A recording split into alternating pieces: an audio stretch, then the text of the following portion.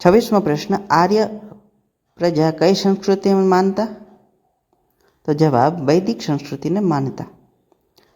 27મો પ્રશ્ન, આર્ય એ સંસ્કૃત ભાષાનો શબ્દ છે. આ આર્ય શબ્દનો અર્થ શું થાય છે?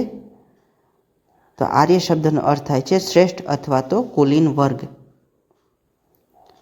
28મો પ્રશ્ન, આર્યોની ભાષા કઈ હતી? તો આર્યોની ભાષા સંસ્કૃત હતી. તો વૈદિક સંસ્કૃતિ કયા પ્રકારની સંસ્કૃતિ હતી? તો વૈદિક સંસ્કૃતિ ગ્રામીણ સંસ્કૃતિ હતી. Subscribe this channel and support your best. 4 વેદ सम्मिलित रूपથી શેના દ્વારા ઓળખાય છે? તો 4 વેદ सम्मिलित रूपથી સંહિતા દ્વારા ઓળખાય છે. 4 વેદોમાં સૌથી મહત્વપૂર્ણ વેદ તરીકે કયો વેદ માનવામાં આવે છે? તો સૌથી મહત્વપૂર્ણ વેદ તરીકે ઋગ્વેદને માનવામાં આવે છે. 32મો, ઋગ્વેદ, સામવેદ તથા યજુર્વેદ ત્રણેયના सम्मिलित રૂપને કયા નામથી ઓળખાય છે? તો જવાબ વેદત્રયી. ઋગ્વેદ, સામવેદ અને યજુર્વેદ એટલે વેદત્રયી. વર્ણ વ્યવસ્થાનો સૌપ્રથમ ઉલ્લેખ કયા વેદમાંથી મળે છે? તો વર્ણ વ્યવસ્થાનો સૌપ્રથમ ઉલ્લેખ ઋગ્વેદમાંથી મળી આવે છે. શૂદ્ર શબ્દનો ઉલ્લેખ ક્યાં જોવા મળે છે? તો શૂદ્ર શબ્દનો ઉલ્લેખ ઋગ્વેદના 10મા મંડળના પુરુષ સૂક્તમાં જોવા મળે છે. 35મો પ્રશ્ન, દેવતાઓની સ્તુતિનું તેમજ ગાય અને ઘોડાનો ઉલ્લેખ કયા વેદમાં જોવા મળે છે? તો દેવતાની સ્તુતિ અને ગાય ઘોડા વગેરેનો ઉલ્લેખ પ્રાચીન વેદ ઋગ્વેદમાં જોવા મળે છે. Like this video.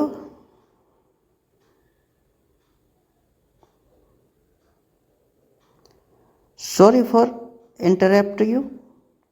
પરંતુ આપણે આજે આ વિડીયોના માધ્યમથી પ્રાચીન ભારતના ખૂબ જ મહત્વના પ્રશ્નોની ચર્ચા ક્રમ નંબર 26થી 50ની કરી રહ્યા છીએ. જો આપણે 1થી 25ની પ્રશ્નોની ચર્ચાનો પહેલાંનો વિડીયો ના જોયો હોય તો જરૂરથી જોઈ લો. આ પ્રકારની હશે એમની થંબનેલ. જોવાનું ચૂકશો નહીં. લિંક ડિસ્ક્રિપ્શન અને પ્લેલિસ્ટમાંથી જ આપણી ચેનલના માધ્યમથી મળી જશે. ઋગ્વેદમાં પ્રાચીનતમ મંડળ ક્યાં ક્યાં છે? બીજુંથી 7મું મંડળ પ્રાચીનતમ મંડળ છે, જ્યારે 1લું અને 10મું મંડળ નવીનતમ મંડળ છે, જેની ખાસ નોંધ લેશો. યજ્ઞ, કર્મકાંડ વગેરે જેવા ધાર્મિક વિધિનો ઉલ્લેખ કયા વેદમાં જોવા મળે છે? તો જવાબ યજુર્વેદમાં ધાર્મિક વિધિનો ઉલ્લેખ જોવા મળે છે, કર્મકાંડનો ઉલ્લેખ જોવા મળે છે. નિષ્ણાંતો વિદ્વાનો કયા ગ્રંથને વેદ માનતા નથી? તો નિષ્ણાંતો વિદ્વાનો અથર્વવેદને વેદ માનવા તૈયાર નથી. 39મો પ્રશ્ન, અથર્વવેદની રચના કોણે કરી? તો અથર્વવેદની રચના અથર્વ ઋષિએ અને અંગિરસ ઋષિએ કરી. અષ્ટાધ્યાયી નામક ગ્રંથની રચના કોણે કરી?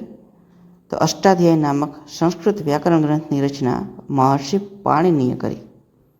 અષ્ટાધ્યાયી નામક ગ્રંથની રચના કયા વિસ્તારમાં કરી હોવાનું અનુમાન છે?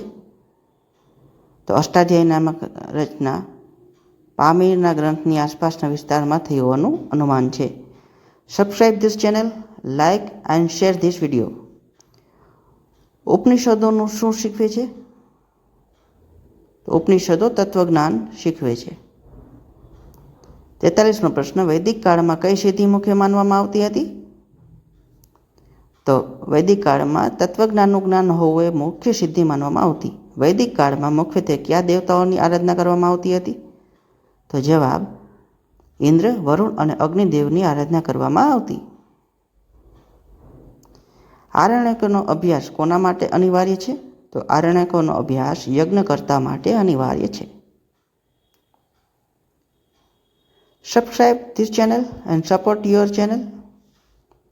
વૈદિક કાળમાં શિક્ષણનો મુખ્ય કેન્દ્ર કયું હતું? તો જવાબ ગુરુકુલ.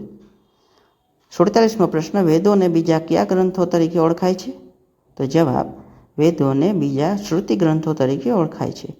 વેદોમાં સંસ્કૃત શ્રુતિનો અર્થ શું થાય છે? તો જવાબ સાંભળવું. વૈદિક કાળનો સમયગાળો કેટલો માનવામાં આવે છે?